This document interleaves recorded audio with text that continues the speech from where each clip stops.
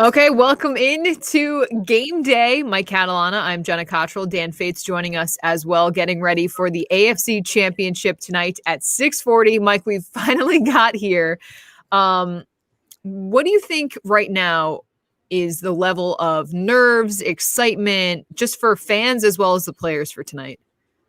I think the players are okay. I mean, in a sense of they've played a lot of night games this year. They've had to deal with that whole day of waiting, the anticipation, all those things.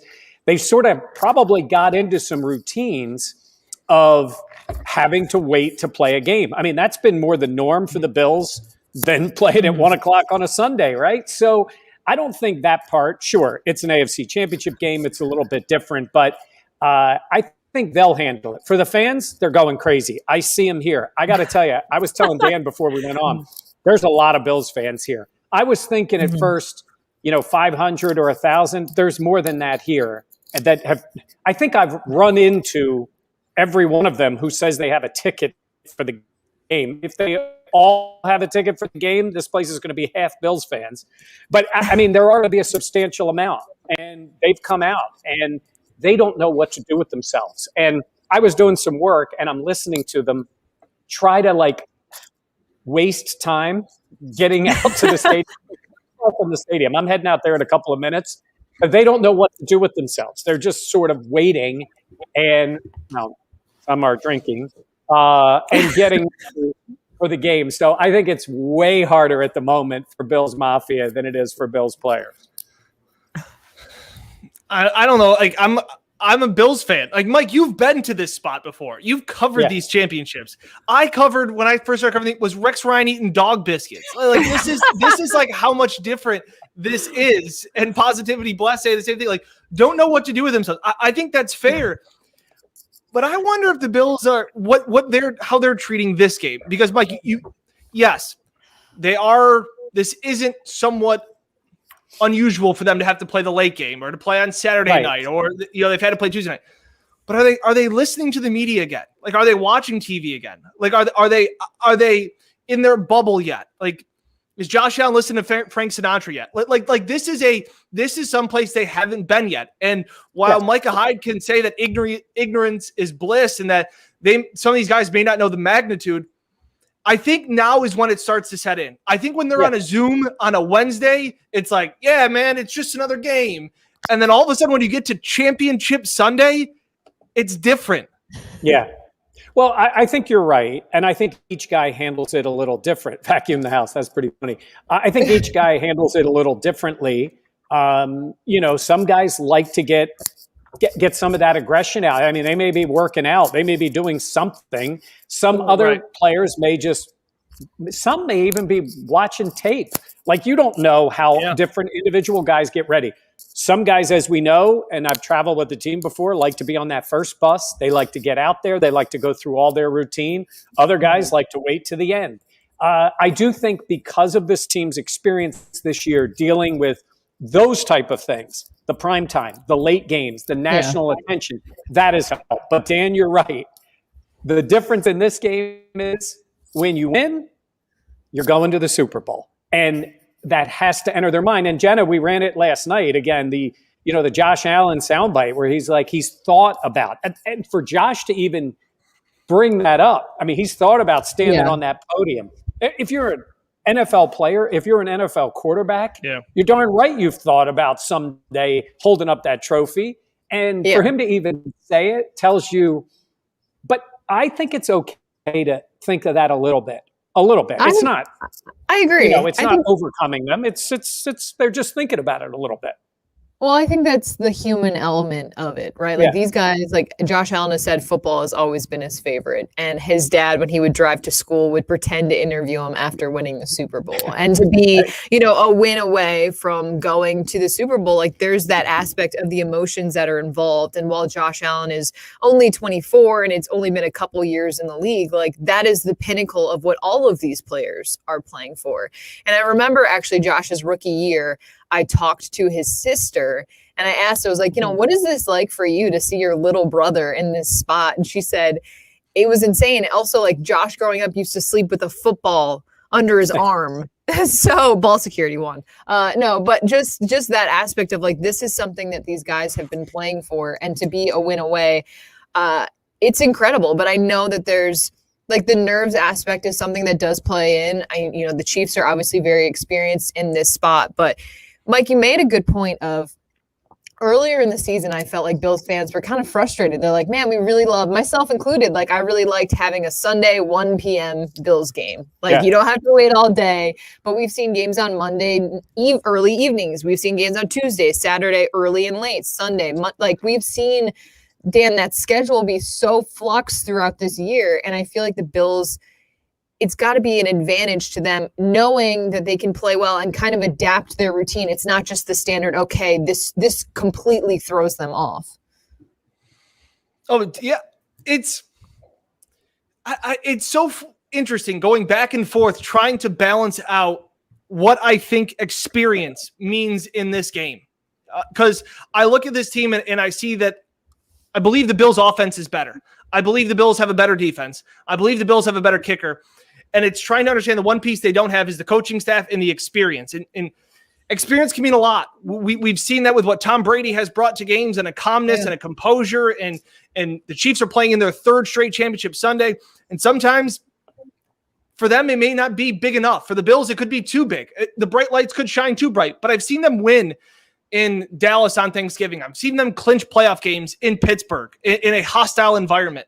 I've also seen them fall apart in a playoff game last year in Houston. Like it's hard to, we won't know until the ball is kicked how much experience will factor into this game, Mike. All right. So Kansas City 2 years ago was coming off the AFC Championship game that they should have won, and they ended up losing to New England. And they began the playoffs the next year with all that experience by falling behind by 4 scores in the first game against Houston, or 3 scores, whatever it was, and then falling behind in the Titans game, and then falling behind in the Super Bowl. So while they had that experience, they looked like a team that had never been there before. And then they eventually regrouped, and because of Mahomes and Kelsey and Hill and their immense talent, they were able to come back against those teams, and Bill O'Brien. But at the same time, you wonder about that experience, right? When they come back and they do that. Now, they have all of that, and the Bills don't. But they have survived 2 playoff games. I mean, look at what they've done in these 2 so far. And, the defense didn't play well the first game. The offense didn't play well the second game, and they won them both. So I think that helps them a little bit too. But I don't get a sense that this team, we talked about it for a while. What would make this a successful year? That's all in hindsight. That's when you look back. If they were to lose the game 30-27 today, you could say this was an immensely successful year. But they're going to be crushed if they lose this game today. And they've created that, raising the bar. That's what they've done all year. And each time they've raised the bar, they've reached it or excelled over it. So they get another chance to do it today. And Dan, to your point, are the Bills better on those sides of the ball? I mean, you certainly could argue that the Chiefs, maybe they don't put up the numbers the same this year, but it's hard to argue with that offense. And if they get Edwards-Helaire, it looks like he's playing. They definitely have a better running game than the Bills. Mahomes has been there in these big moments more and has won the Super Bowl. And they do have Andy Reid in that sense. But all around teams, I think these teams are pretty even today. And I think that should give the Bills a lot of confidence going into the game. All right, one thing I do want to talk about today is just that comment. We know Mahomes has cleared concussion protocol. They're still saying that he may never have actually suffered a concussion, but because of it, he had to go through tests. Like it's kind of weird. But it's also something to say that today Adam Schefter comes out that the toe injury is maybe more serious than people are leading on to believe, and that he may need to have a procedure later in the season. I don't buy any of that. That seems like really selective time to drop this knowledge. You had all week to talk about his toe. Nobody talked about the toe. And then on Sunday morning, the toe's an issue, guys? I actually think the opposite of that. Like, I think it was a situation of, hey, let's keep it on the, like, in terms of the team. If I were the Chiefs, I'd be like, let's not talk about it. Let's not put it out there. And then to be like, yeah, actually it is something serious, but there's not enough time now. First of all, the focus was on the concussion because he did have to clear protocol. Secondly, so many players have procedures done at the end of a season. There will be you're right. It's the preseason, regular season, postseason surgery is on the Bills having some surgery season. So it happens to be a relatively late in the year thing for Mahomes. He's fine. He'll play fine. His condition going into this game will not. Fine, Jenna. Fine. It will not impact the way he plays today. It will not. He'll be Mahomes in the game. And Mike. I mean, is he 100%? Okay, maybe not. Mike, but he's still Mahomes. Yeah, exactly, Jenna. Nobody is 100% right now. Right. And guess what? Stephon Diggs and Cole Beasley, they may also need to have procedures after the season. And nobody's talked about that. It's very interesting when things get out. These are two franchises that are really good at keeping things inside the buildings. And I find it very convenient. I'm not a conspiracy guy, but all of a sudden to go, oh, hey, by the way, guys, Patrick Mahomes is really injured. Like his toe's a much bigger thing. So if things go wrong today, instead of putting that out there. Well, here's what I would say. So drill down on some of those reports sometimes. I think Adam Schefter is as talented a guy as we have in the business. He gets great information. But every once in a while, when you read some of those reports, you're like, it doesn't take a genius to talk to somebody connected who might say, he's been dealing with that. He might have to have something done. Boom, now I've got a story. And it doesn't mean that he does or how much it's impacting him today. You see a lot of those things that are speculation covered in the ESPN banner of a report. And it happens all the time. So, and I'm not saying that there isn't truth to it.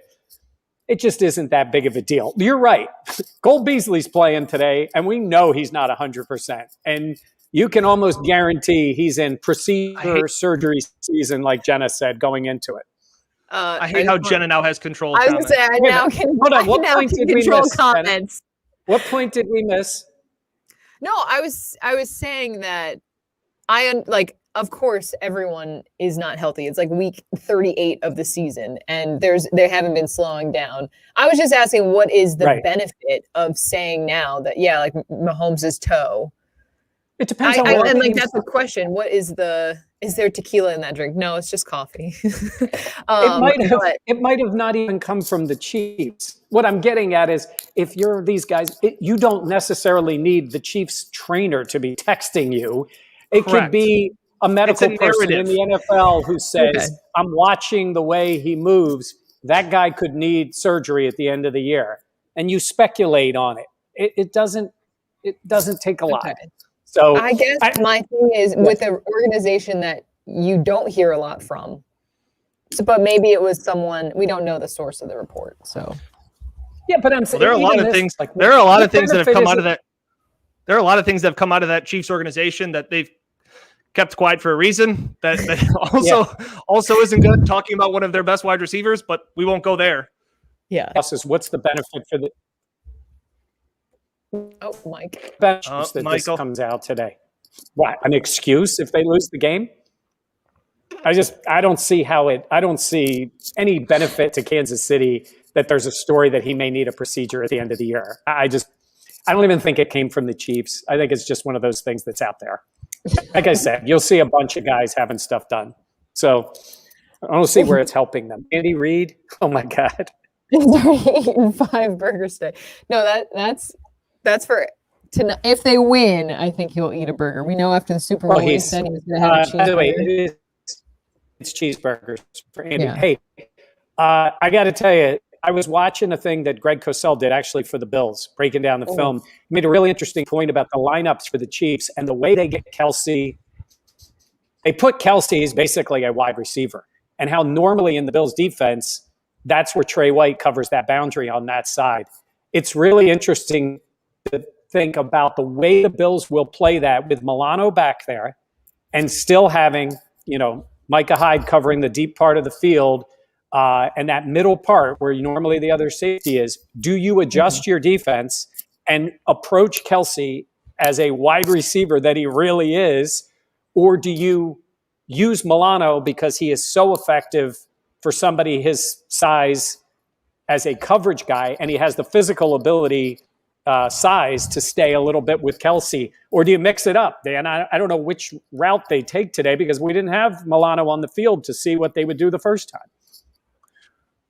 Right. To me, I don't want Milano lining up too far on the outside or too regularly on the outside. That's not where he's comfortable doing. That's not. Normally, he's used to covering tight ends, guys out of the slot. He's even covered Cooper Kupp in the slot when they played against the Rams.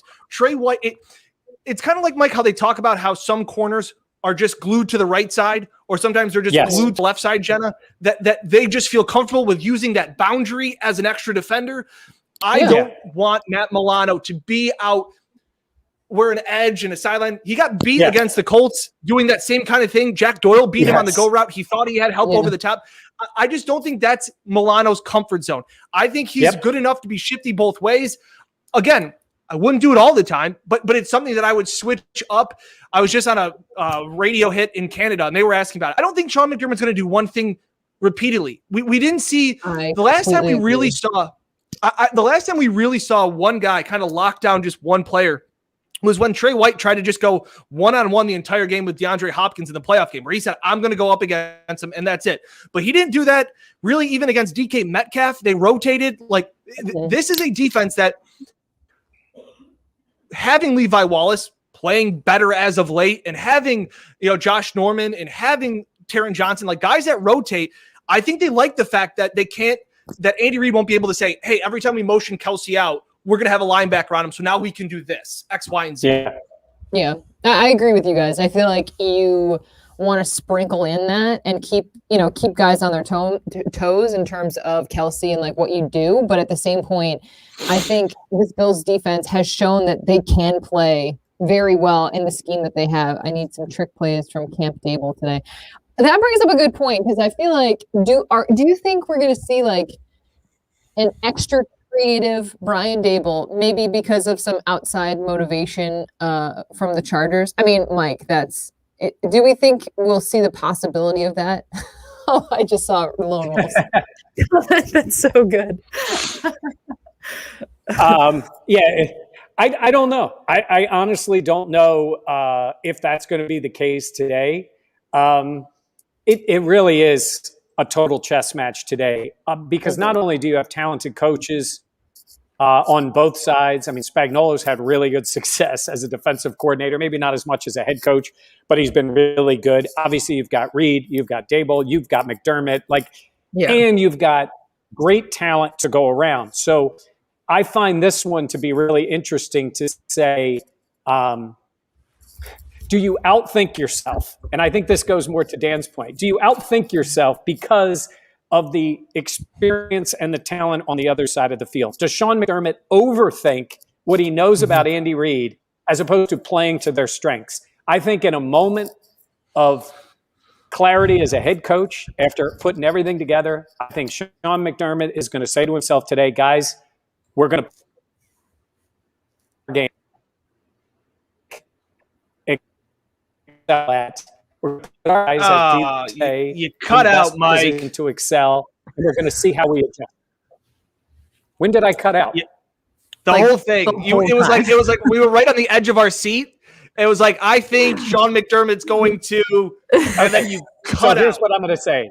I think Sean McDermott goes to his strengths today. I think he knows his team is talented. Mm-hmm. I think he says to himself, what do we do the best, and adjust it to the Chiefs, as opposed to thinking and overthinking too much of what he really knows about Andy Reid and the way he likes to play. I think Sean McDermott coaches a team he believes, after this amount of time, is as good or better than the Chiefs. And I won't say dictates everything, because that's what I've been pushing for all year. I think we see more of the 2020 Bills today than we saw in week 6 when they lost that game to the Chiefs. And to Mike's point, I don't think that Sean McDermott has to do extra work than he normally already does for a big game on Andy Reid. We asked him about Andy Reid's decision to have Chad Henne throw the ball on 4th and 1 last week. And he's like, yeah, I wasn't surprised. He knows enough of Andy Jenna. Like this is, I'm sure he watched the Super Bowl last year. You guys talked to him on the red carpet. Like you're watching, Andy Reid, like they do talk. He said that last week that he called him and congratulated him like after the Colts game. So like none of like, I don't think that like he has to go too far into his like computer to find all these things, but it's like, I kind of know what Andy does. I've been around him long enough, and I've also seen him long enough in Kansas City. And I guarantee, Jenna, that when he's at the Super Bowl, Jenna, he's kind of thinking like, hey, if we get here next year, like I just think that's how Sean McDermott thought. That if we were a couple wins away from being the Super Bowl, we may have to go through. We're probably going to have to go through Mahomes and Reid next year, right, Jenna? Absolutely, 100%. Because with how well they played last year in the postseason, and how young of a team they are, and how much talent they did have, and a coach that you respect so much, that the caliber of talent is there. I actually was kind of thinking, Mike can't blame his crappy internet on the hotel. Yeah, I should have at this point. I should just be out at the stadium. TJ, by the way, is asking. Let me see if I can get to that. How is the weather? He was asking how's the weather out here. It is for Chris Berman. Hey, boom. It's right now nothing. There's a little touch of rain, maybe a very little touch of rain. It's not windy. It's in the 30s. It's similar to the weather for the Indianapolis game at home. Okay. Well, I know that was a day game, but it was still, it was sunnier, but nothing. Right now, the weather is absolutely nothing out here. I want to go back to a point that we were talking about with Sean McDermott knowing Andy Reid so well, and he worked for a decade, Mike, under Andy Reid in some capacity. And I feel like I've worked with Mike now for going to be 5 years. And I feel like I know what Mike's going to do before he does stuff. So I can only imagine what level Sean McDermott is with knowing Andy Reid. And I think that definitely plays into it. Because I think of how much more, not to say that Sean McDermott has evolved, but how much more he's become, the head coach and the head guy, and the changes that come along with that. And Andy maybe hasn't changed as much. That's that. I mean, well, he hasn't needed to. Exactly. Needed to change. Exactly. Yeah. Michael, are you there? You guys froze up on me. I was going to say, I think Jenna's right. No. And at this moment, overthinking it, thinking I'm going to pontificate at this moment, but I'm going to defer to you two. How's that for changing it up? That is a change up, because normally it's just Mike talking and us keeping up. And Mike is correct. I overthink everything. So there is that. And then Dan is like happily in the middle. Just don't care. Just say it. Don't care. Sorry, I was reading a comment. There was something I wanted to bring up and I can't remember now. I'm sure it was very profound. It was pretty profound. It was Houston, Josh Allen leaving the field. And Dan, we talked about this on the phone earlier of how evolved Allen has been. And you were in Houston. Mike was also in Houston.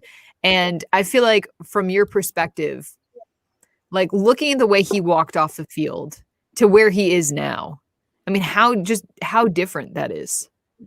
I don't know how much it matters now. I think it mattered a lot more going into the Colts game, because getting a win under your belt, an AFC Championship appearance, to Mike's point, like this is something. Like, again, you're not going to be happy about it if you lose. That's not what I'm trying to say.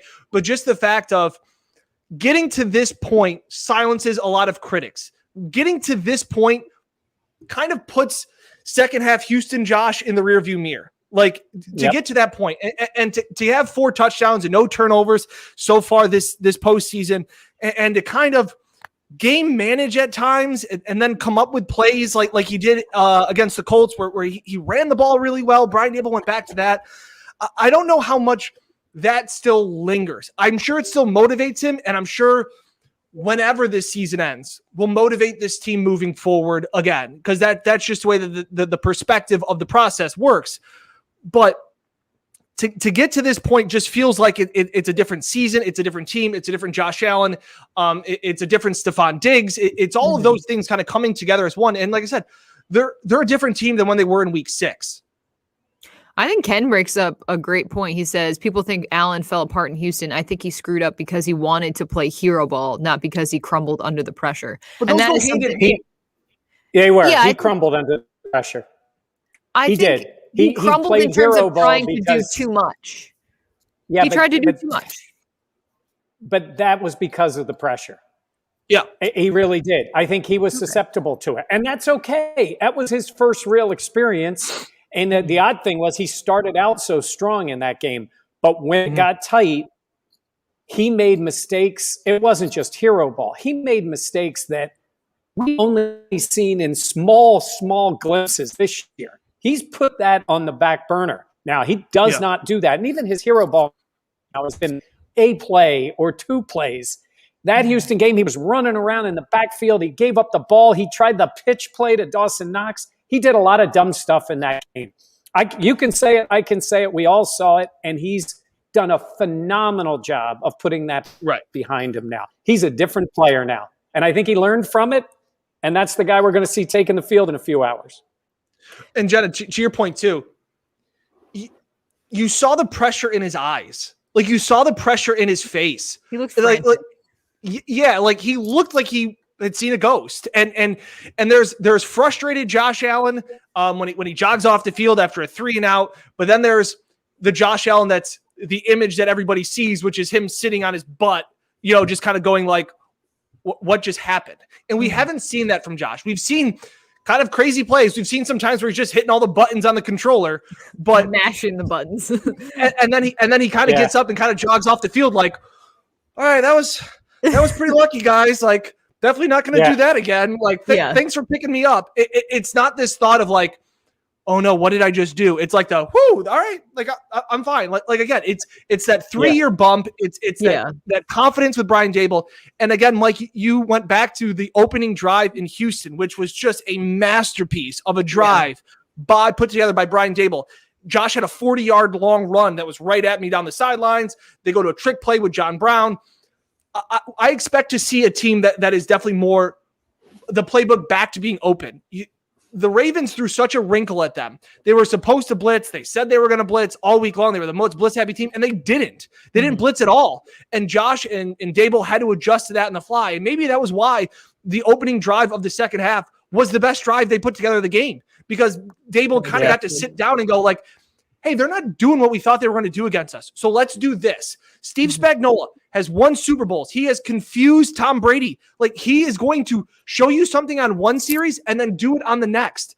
So this is going to be a cat and mouse game, but there will be bigger plays available than what we have seen against the Colts and what we have seen against the Ravens. The Chiefs secondary has more holes in it than what we've seen before. Yeah. No, I agree. I feel like this year too, we've seen more of Josh. Oh, go ahead, Mike. No, all I was going to say is you guys are going to get set to head out there because we've got some stuff to do. I'm going to meet up with Bills Mafia in the parking lot. We'll be some shots because I'm seeing some.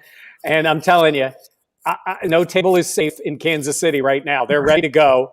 And there's some live reports, and I know we'll be talking post-game. I'll get the internet working fine. I'm going to make a couple picks. We all are picking the Bills to win this game. I'm also going to predict, because I think it's heading in that direction, that our pal Leslie Frazier is going to get that Houston job, and he's going to be their head coach.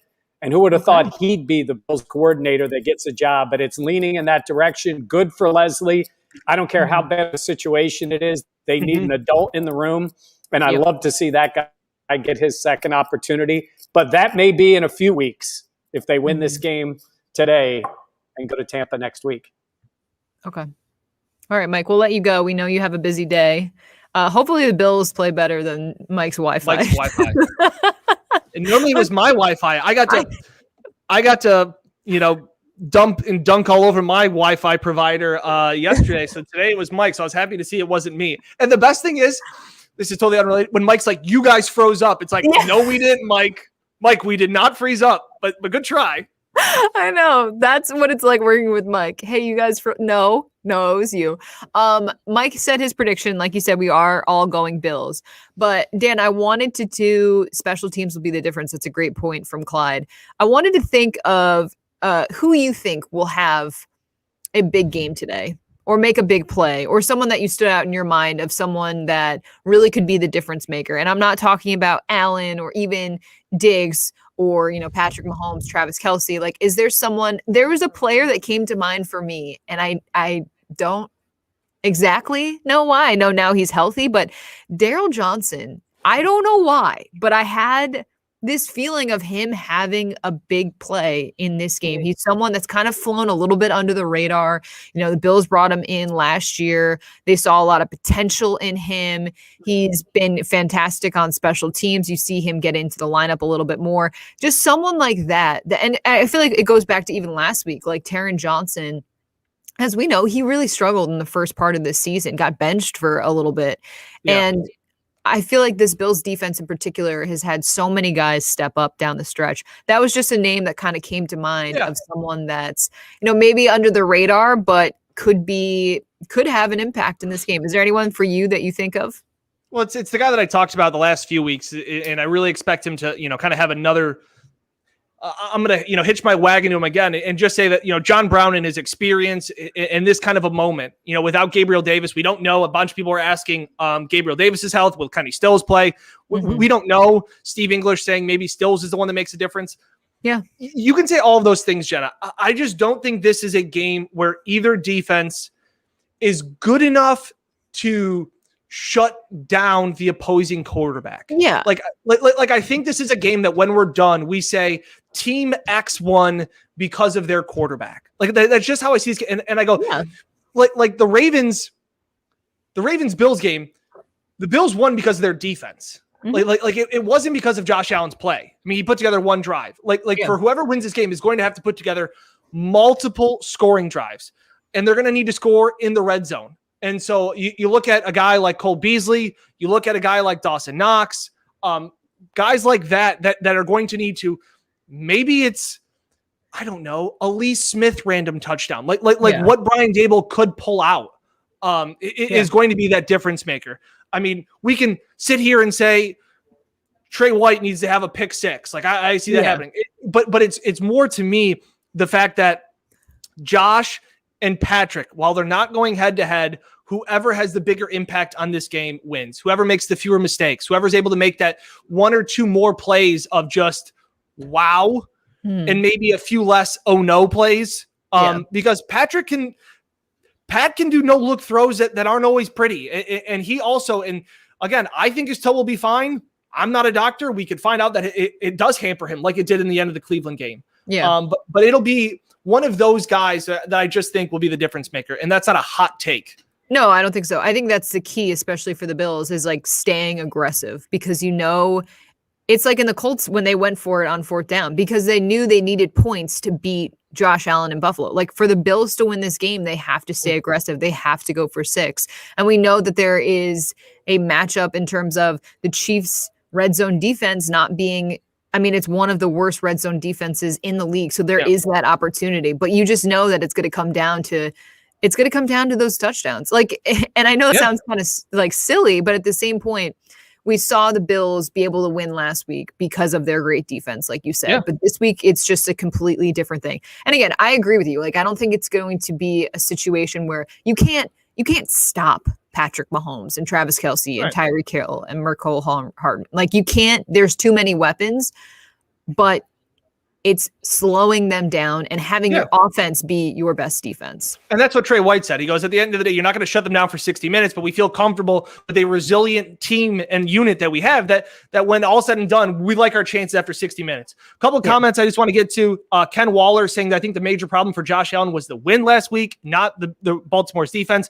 Baltimore's defense is incredible. They started playing better and better as the postseason came on. Don't take anything away from what Baltimore's defense was able to do and the way that they were able to confuse Allen and really kind of limit him. I don't think the win was too big of a factor. Triggs saying that Stills is a faster version of Gabriel Davis with better separation. There's not any difference. Triggs, unless you're a Houston Texans fan, I don't know how any of us can say what Kenny Stills is. I have no idea what Kenny Stills is. I saw him play sometimes in Miami a couple of years ago. He was good. He's a speed guy. I know that, but I'm not going to sit here and say that Stills is an upgrade from Gabriel Davis when I know what I get in Gabriel Davis. I have no idea what I'm getting in Kenny Stills. So again, I don't know if that's the lack of Gabriel Davis, Jenna, isn't going to swing this game one way or another, but it's something. I don't know how big of a something it is, but if Gabriel Davis can't go, and even if he can go, I doubt he's going to be 100%. The fact that he did not practice Tuesday, Wednesday, or Thursday, and he was limited Friday, that is something. Yeah, I agree. And my reason for concern is also because we know Cole Beasley is not 100%. So it's like, do you want to have a guy that's less familiar with your offense, maybe not as explosive or as familiar with your offensive game plan, and as to have someone that's healthy? Or do you want to go with someone that maybe knows your offense ins and outs, but isn't 100% capable? And with both Cole Beasley and Gabriel Davis not being 100% healthy, that's the question, and what Brian Daboll and Sean McDermott want to do. And we'll know, an hour and a half before game day or before kickoff, like what the inactives list will be. But that's something that's got to be weighed, because absolutely that's a huge decision. Who is active also in terms of, are they going to activate Dane Jackson? We know that he was elevated from the practice squad. That does not mean he's 100% going to be playing in this game, but he's a bigger body in terms of a corner. Like, there are a lot of decisions, like the nuances of who will be active and what that means kind of gives a snapshot of this Bills game plan going into today. Absolutely. A couple of comments too, also getting to as we get closer. We'll wrap this up soon. Lone Wolf saying 4th and 4 from the Chiefs 30. Go for it or kick the field goal. How aggressive should the Bills be? I think they would go for it. And that's not Sean McDermott or Brian Daboll changing their way this year. We've seen them go on 4th down several times this year. Josh Allen has 49 total touchdowns this season, and Corey Bojorquez has 48 total punts. Like this is a team that I can't remember what game it was, but they went for it like 3 times on 4th down. I think it was against the Niners when they stayed really aggressive, because they went for it on 4th and 1 from the goal line on that opening drive and got stuffed. And it was one of those things where, like, wow, like, you're really going for it on 4th down. And Daboll and Allen and McDermott said, like, we're confident in our offense. Like, this is a completely different offense. Last year, if you had to get 4 yards or you gave the ball up, they would punt it probably 90% of the time. But with this offense and Diggs and Josh Allen and Cole Beasley, I think they feel comfortable with being more aggressive. And you have to be more aggressive because your game plan, Jenna, is also dictated by Andy Reid, who will go for it on 4th and 1 because of how talented and aggressive he is. So, and I don't think that would be out of the realm of, like, we wouldn't sit here if the Bills go for it, like Lone Wolf said, on 4th and 4 from the Chiefs 30, and they don't get it. We're not going to sit here going like, I can't believe Sean McDermott completely changed his coaching style this game. He's done that most of the season. Yeah. And I think that's something that's so important, because we saw even kind of in the Ravens game, like before the half, the Bills kind of did like a prevent defense. They weren't as aggressive, and you saw the Ravens walk down the field. And that's something that I think intensity to want to kind of be conservative in situations like this. Like, again, roll with what got you there. And it's been the aggression of this offense and how well they've been able to move the sticks and the confidence that you have in Josh Allen and Stephon Diggs and those players. So it's going to make for some nerve-wracking plays. Shout out from the very strong Bills Mafia from Orlando. Yeah, we know Bills Mafia is out there. Like we said, Mike Catalana is heading to the stadium now. Let's wrap up here because I have so much work to do. We need to take a Xanax. We know that it's going to be an interesting day, but stick with 13 Wham, Buffalo Plus, and our YouTube page. Dan, tell them what we'll have coming up later tonight as well. Everything. It's everything. No, we'll have complete post-game Zoom calls. I know that some people, if you watch the news or you see on Twitter, like, we tweet out the best questions or answers from players. The full Zooms, if you haven't already found them already, we get them up seemingly faster than the Bills team gets online. So we'll have complete answers, post-game reaction. We'll have a quick Zoom like this. We'll give up our instant reactions about the game, whether the Bills season's over or whether they're heading to Tampa in 2 weeks. So we will have all of that up and more. The best sound, best reactions as well. Yeah. I think the nerves are setting in if they haven't already set in for a lot of people. Or I thought you were going to say you. I mean, no, I don't know if it's because I just had a coffee and I don't usually drink coffee every day, but yeah, we'll see. There is one thing I want to mention that is not Bills related, but there is a Western New York tie. Tom Rinaldi on the Fox pregame show did a story about Ethan Haley. He's a Rochester kid who actually passed away from cancer, but his cleats were picked by Aaron Jones to wear. And it is an incredible story, and I highly, highly recommend. You can find it on Fox's Twitter page. Really, really powerful stuff. I know a lot of people are going to be watching that earlier game that's going on right now, but definitely look that up because, can you remind us of our score predictions? So I had originally it being 21-17, and then I thought about it and I upped the score to 31-27. And I'm 27-23, and I believe Mike is 30-27. Yes, so we're all around that same range, so we shall see. Oh, Paul's saying I already cried.